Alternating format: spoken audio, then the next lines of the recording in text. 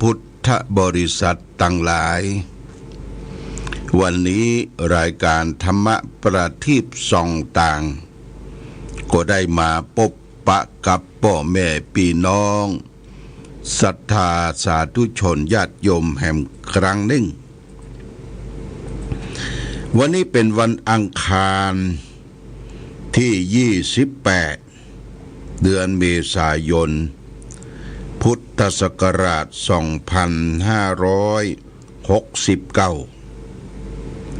ซึ่งตรงกับเดือน6ใต้เดือน8เหนือขึ้น12ค่ำญาติโยมวันนี้ก็อากาศท้องถิ่นก็แจ้งใสสว่างดีเมื่อคืนที่แล้วก็มีฟ้าฝนตกลงมาแต่ฝนตกบ่นักมันเป็นลมเป็นหยังแต่บ่ถึงกับลมแรงปัดเอาต้นไม้อย่างต่างๆโค่นล้มบ่มีแต่ว่าไม้แห้งไม้เหี่ยวใบไม้ใบตอกละหล่นลงเต็มวัดเต็มวาโดยเฉพาะอย่างยิ่งที่บนสำนักปฏิบัติธรรมวิปัสสนาณบ่อสาวาของวัดพระพุทธบาทอุดมตอนนี้พระเนนก็ได้ปัดเพี้ยวปัดกวาดทำความสะอาดก็ได้รับผลกระทบคือฝนและก็ลมประมาณสัก9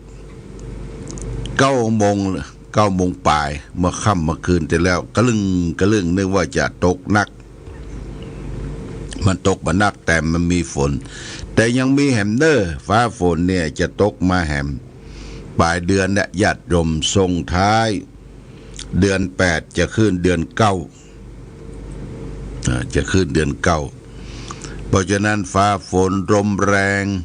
ต้องฟังข่าวเกี่ยวกับกรมอุตุนิยมวิทยาว่าจะเกิดขึ้นที่ไหนเมื่อใดเวลาใดเราก็ต้องระมัดระวังป้องกันไว้ก่อนนะญาติโยมนะป้องกันไว้อย่าไปอยู่ในที่แจ้งอย่าไปอยู่ในที่ต้นไม้ใหญ่แล้วก็อาคารสถานที่ที่มั่นคงก็อยู่ที่อาคารสถานที่มั่นคงป้ายใหญ่ๆนี่มันลมพัดได้ง่ายนะต้องระมัดระวังขับรถขับรางไปเหนือล่องใต้เมื่อค่ำเมื่อคืนเมื่อฟ้าฝนลมแรงเปิ้นฮือหยุดอยู่ที่ปลอดภัยอยู่ที่ปลอดภัยหรือในปั๊มน้ำมันเนี่ยในปั๊มน้ำมันเนี่ยไปที่ไหนต้องระมัดระวังตัวญาติโยมชาวยังฝืนเดินทางเมื่อฟ้าฝนตกหนักลมแรงนี่อันตรายจะเกิดขึ้นอันนี้สำหรับโชเฟอร์คนขับรถขับรางต่างๆวันนี้ก็วันที่28เหลือ2 วันก็จะสิ้นเดือนเมษายนเมษาก็เป็นเดือนที่ร้อนระอุเป็นเดือนที่ผ่านพ้นไปพฤษภาเข้ามานี่จะเป็นเดือนเก้าญาติโยมนะเดือนเก้านี่ก็มองพอไปทางใดต้นไม้ต้นตอกที่รับน้ำฝนมาก็จะเขียวชอุ่มไปทั่วเขียวชอุ่มไปทั่วพักนอนางห่างไม้ก็จะเกิดขึ้นละเกิดขึ้นละพักนอนางห่างไม้เรียกว่าธนาคารป่านี่เปิดละธนาคารป่าพี่น้องญาติโยมที่หากินกับพักไม้ไส้เครือเฮ็ดหอนในป่าก็จะปืนกันไปเสาะพักเสาะของอย่างในป่าเอามาขึ้นมาขายเรียกว่าธนาคารเปิดแล้วเนี่ยญาติโยมนะนอนางหางไม้ที่ออกบนกุลออกมาก็จะขุดเอามาต้มมาขายกันนี่เป็นเรียกว่าเป็นหน้า เป็น เป็นฤดูกาลที่เราได้ทำอาหารเนี่ยมาเลี้ยงชีวิตและครอบครัวอาหารบางอย่างเนี่ยมันก็ถูกตามที่เราได้บริโภคได้กินอาหารบางอย่างเป็นพิษเป็นภัยนะญาติโยมอย่างนอนางหางไม้เนี่ยบางทีโรคเกาต์เบาหวานอย่างเนี่ยไปกินนักก็บ่ได้มันเป็นพิษเป็นภัยแต่บ่ค่อยมีประโยชน์เท่าใดนอนางหางไม้แต่มันเป็นบริโภคกินไปแล้วมาขับถ่ายได้ง่ายตะอันนะขับถ่ายได้ง่ายตะอันและก็ผักที่เกิดขึ้นในปัจจุบันคือผักเชี่ยวผักเซงดาผักกุมผักอย่างเนี่ยผักที่ออกมาจากธรรมชาติมันมีพิษมีภัยเนี่ยญาติโยมเอาไปต้มไปแกงไปท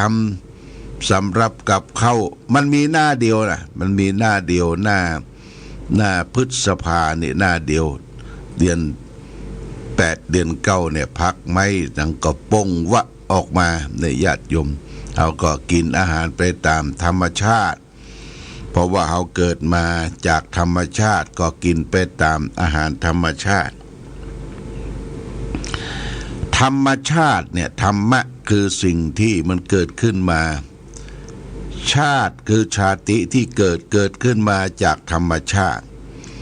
ธรรมชาตินี้มีลักษณะอยู่2ประการคือเป็นธรรมชาติที่มีชีวิตจิตใจมีวิญญาณครองธรรมชาติแห่งอย่างหนึ่งก็คือธรรมชาติที่บ่มีชีวิตจิตใจทั้งสองอย่างเนี่ยเปิ้นว่าบ่มีความมั่นคงแข็งแรงมีการเกิดขึ้นในเบื้องต้นมีการแปรปรวนในท่ามกลางและก็มีการดับสลายไปในที่สุดเป็นอนิจจังทุกขังอนัตตาอนิจจังทุกขังอนัตตานี่คือธรรมชาติที่เกิดขึ้นแล้วเราก็อยู่กับธรรมชาติอยู่กับสภาพที่มีชีวิตจิตใจสัตว์เลี้ยงแล้วก็อยู่กับธรรมชาติที่บ่มีวิญญาณเป็นโต๊ะเป็นตั้งเป็นอาคารสถานที่เราก็ต้องทนุบำรุงพอกอยญาติโยมนะอันนี้ก็เป็นการปฏิบัติธรรมไปในตัวสภาพสิ่งที่มีชีวิตจิตใจนี่ญาติโยมอย่างยกตัวอย่างเป็นสัตว์ที่มาอาศัยใกล้บ้านเฮาอยู่ตามต้นไม้อยู่ตามสิ่งแวดล้อมอย่างนกเนี่ยญาติโยมนกเขานี่นะนกเขานกเอียงดำนกก่อแก่หรือนกพิราบเนี่ยตื่นขึ้นมาทำวัดเจ้าเสร็จแล้วหลวงพ่อก็จะเอาข้าวสารไปอ้อยให้มันก็แน่อยู่ละแน่อยู่ตามต้นไม้พอว่าเจ้าอาวาสจะเอาข้าวสารไปอ้อยให้มันเป็นอาหารกินของมันเมื่อใดเอาอ้อยเสร็จเอาหื้อหลังเข้ากุฏิเดี๋ยวก็บินลงมาละนกเขานกเอียงดำนกกอแก่นี่ญาติโยมก็มากินเขาก็ได้ฮื้อตาลโพดสัตว์ทั้งหลายไปเขาก็มีชีวิตเขาก็มีชีวิตนะแต่ชีวิตของสัตว์ทั้งหลายนี่บางทีมันก็แสดงความเพลิดเพลินฮื้อกับหมู่เฮาที่เป็นมนุษย์นะมีขันพ่องมีคู่พ่องอย่างพ่องอย่างนกเขานี่ญาติโยมเจ้ามามันจะขันกุ๊กกู้นี่ มันขันบางทีนกเขาบางตัวนะเป็นว่าลิวตันอย่างเขาจังเลี้ยงนกเขาลิวตันมีกี่กุ๊กกี่อย่างเนี่ยมันจะเกิดขึ้นดีขึ้นมันก็นำโชคนำชัยมาสู่สถานที่สัตว์เลี้ยงเหมือนกันเนอะ ตั้งวัดนี่ก็มีสุนัขมีแมวมีหมามีแมวนี่บ่ค่อยแสดงตนตัวมันลบอยู่มันกลัวหมาที่หลวงพ่อได้เลี้ยงนี่ก็คือมาประจำที่ดูแลก็คือไอ้ตุ๊ดตูนี่มันจะดูแลหน้ากุฏิไปที่ไหนสั่งว่าเฝ้าหงเนอเฝ้ากุฏิเนอมันก็ทำหน้าที่ของมันเวลาขึ้นไปทำวัดสวดมนต์มันก็ขึ้นไปทำวัดสวดมนต์แต่มันบ่ไหวเหมือนกับคนแต่มันก็นอนฟังตู่เจ้าสาธยายมนต์สวดมนต์มาที่เอาลูกเมืองเป้ามา2 ตัวที่จากวัดถ้ำดอกคำ2 ตัวตั้งชื่อว่าอีเขียวกับอีมะลิ2 ตัวนี่โอ้มันมีต้องญาติโยมต้องใหญ่ผลปรากฏว่าเที่ยงคืนที่แล้วนี่อีมะลิเกิดละเด้อญาติโยมอีมะลินี่เกิดละ8 ตัวปดโต8 ตัวแล้วก็ต้องอีเขียวนี่เกิดก่อนอีเขียวเกิดก่อนมะลิยังบ่เกิดเตื้อเกิดเสร็จแล้วก็คือหมอเปิ้นได้มาทำหมันเบิ่มีลูกต่อไปมีลูกจูบเดียวพอละเนาะมันเต็มวัดเต็มว่าอันนี้เป็นสัตว์เลี้ยงสัตว์ทั้งหลายทั้งปวงมันหูกุลมันหูหน้าที่หูกุลหูหน้าที่เวลาเอาไปทำวัดสวดมนต์มันก็ขึ้นไปนอนฟังทำวัดสวดมนต์กลางค่ำกลางคืนมันก็พัดเปลี่ยนเวียนกันเป็นเวรเป็นอย่างพอคอยรักษาทรัพย์สิ่งของวัดวาอารามนี่ญาติโยมนะมันห่วงตี้ห่วงเข้าห่วงของอันนี้อีเขียวเกิดแล้วมีลูก8 ตัวญาติโยมนะต่อไปอีมะลิก็จะเกิดแต่บัสักกี่วันเนี่ยก็เกิดแล้วเป็น2 จูบเดียวบ่ละแต่ละตัวก็มีจูบแล้วก็หลังจากนั้นก็จะเอาไปคือแพทย์หมอได้ทำหมันเป็นสัตว์เลี้ยงไม่มีการอยู่กับเฮาต่อไปอันนี้เป็นสัตว์เลี้ยงนะจ้องอินดูสงสารมันไปเสาะกินเสาะหยังคนเดียวบ่ได้เฮาเป็นสัตว์ที่ประเสริฐมนุษย์นี่เป็นสัตว์ที่ประเสริฐมีสติมีปัญญาเสาะว่าหากินทำการกินไอ้ยังเขาก็เพื่อแผ่แก่สัตว์ทั้งหลายเนยญาติโยมนะจะไปถึงมันได้กั้นได้อยากได้ลำบากแต่ประการใดวันนี้ได้มาพบญาติโยมก็จะเอาสาระธรรมะนำมาฝากวันนี้เอาเรื่องปริเยสนากถาปริเยสนากถาว่าด้วยการแสวงหาการแสวงหา2 อย่างคือมนุษย์เฮานี่จะอยู่เฉยนิ่งเฉยบ่ได้ต้องเสาะแสวงหาการแสวงหา2 อย่างนั้น1อามิสปริเยสนาการแสวงหาอามิตร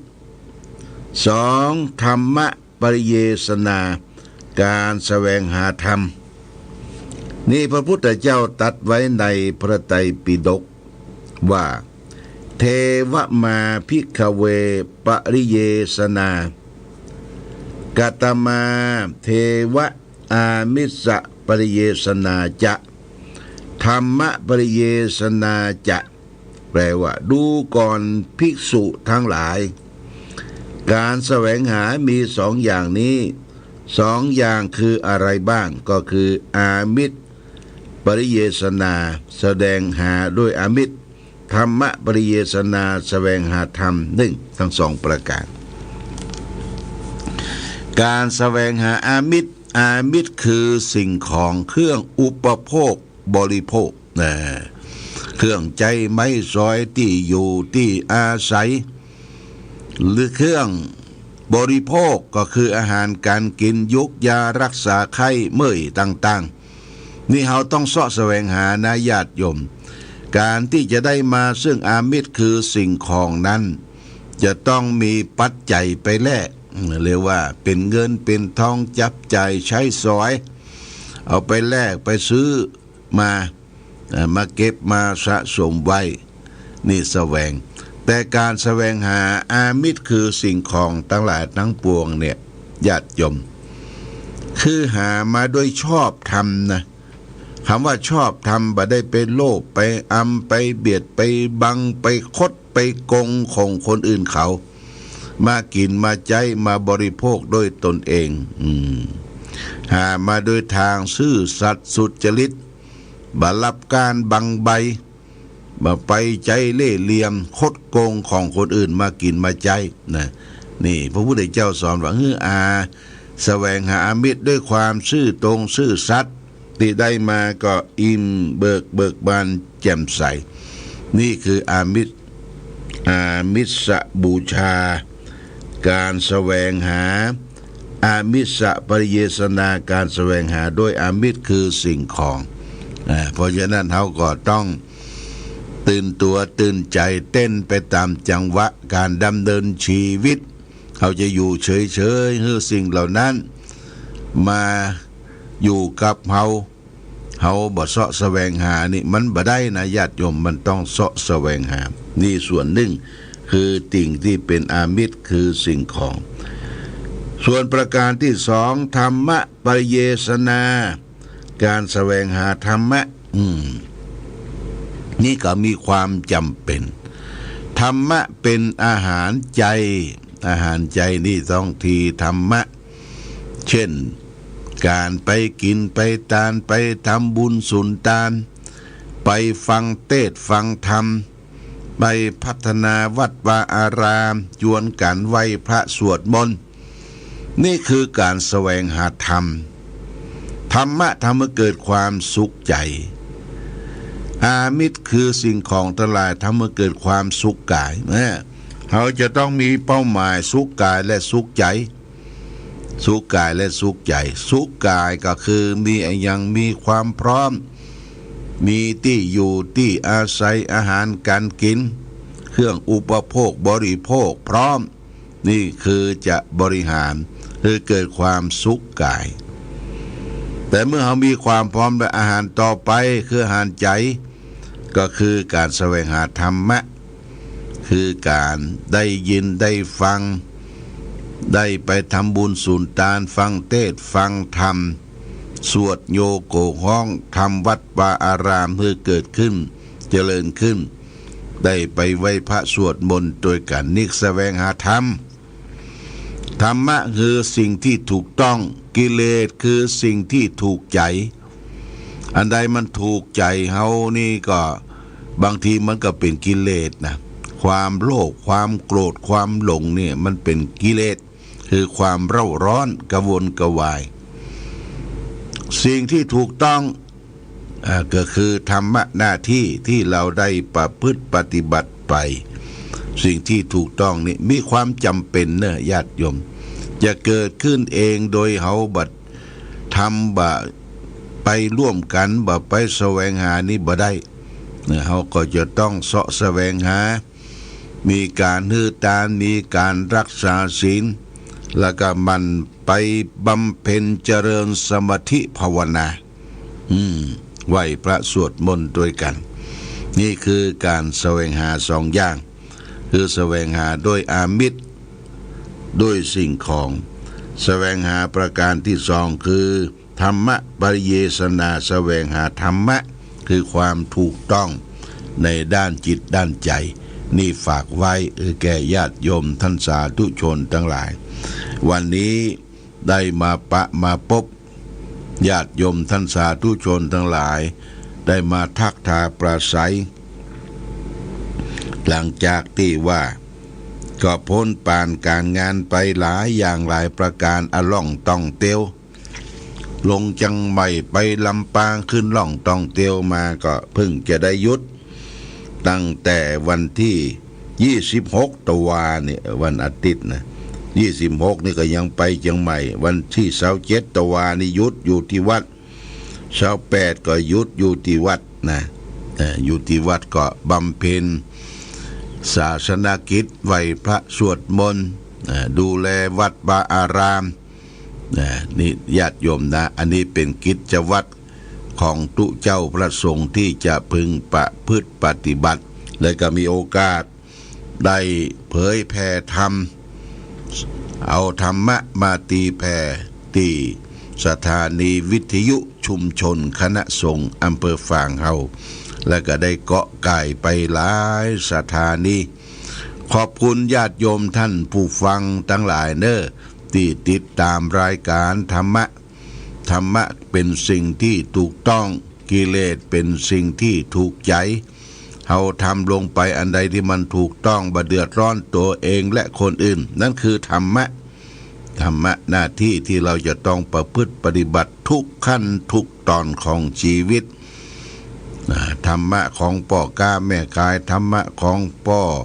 บ้านแม่เรือนธรรมะของเด็กๆเยาวชนบ่เหมือนกันนะญาติโยมวันหลังก็อย่าเอาธรรมะแต่ละขั้น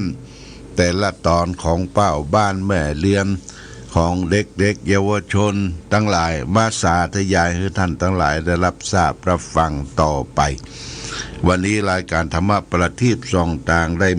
มาพบญาติโยมท่านสาธุชนก็พอสมควรแก่กาลเวลาขอความผาสุกความมีธรรมจงบังเกิดมีแก่ศรัทธาสาธุชนญาติโยมทุกท่านรายการธรรมะประทีปส่องต่างต้องขอลาก่อนขอผู้ฟังจงตั้งมั่นจิตหันษาด้วยธรรมะขององค์พระพุทธาได้นำพาให้เกิดความสุขสงบเย็นขอเจริญพร